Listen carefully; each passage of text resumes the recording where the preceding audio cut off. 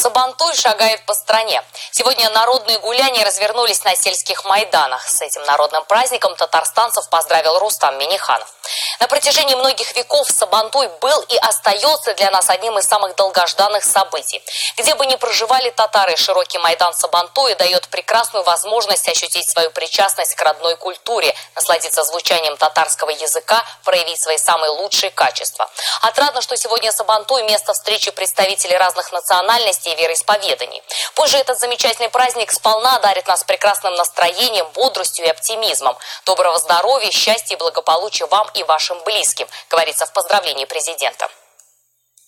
Всеми красками Майдана переливалась сегодня площадка в райцентре Тюличинского района. Почетным гостем Сабантуя стал Фарид Мухамедшин. Сегодня тружеников чтили как истинных героев, а национальный праздник устроили по-настоящему всенародным. На нем побывал и Рамиль Шайтулин. И хорошее настроение, там баян, солнце и Майдан. В Тюличах долгожданный Сабантуй. Значит, труженики сделали все, чтобы успешно завершить посевную. И герои дня сегодня именно они. Сначала селяне открывают праздник, затем принимают награды. Сейчас 20 лет, как дояркой работаю. Слава Богу, горжусь собой. Ну, когда подарки дарят, всем приятно, наверное. Где, как не здесь, можно увидеть и услышать все самое родное и народное. Цвета, орнамент, традиции год от года притягивают гостей сюда.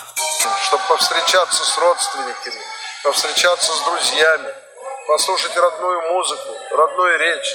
И я вот вижу, что у людей хорошее настроение. Мы специально из Казани приехали сюда, на этот Сабантуй. Нам все нравится. Нам очень все нравится, все шикарно, все прям идеально. Мы очень рады, спасибо большое. Я недавно приехавший, как говорится, вот из Сибири, на самом деле очень приятно ощутил то, что вот эту сплоченность. Как ощущение, скажите, пожалуйста. Сегодня на празднике, как и сотни лет назад, и селянки с коромыслами, и глиняные горшки, а вот все взгляды прикованы к самым сильным мужчинам района. На ковре батыры. Вот за что любят такие народные состязания, то, что столетиями их правила остаются неизменными. Бьешь или ты, или тебя ударил сильно, получишь сдачу.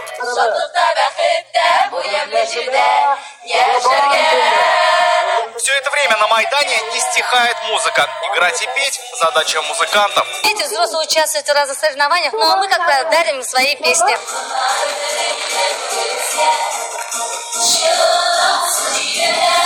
Кто-то слушает, а кто-то пускается в пляс, несмотря на возраст и пол. Именно так народный праздник становится всенародным.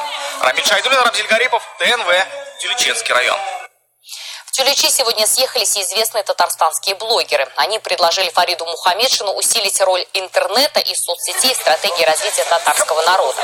Напомним, проект разрабатывается по поручению президента республики, и он призван объединить всех татар.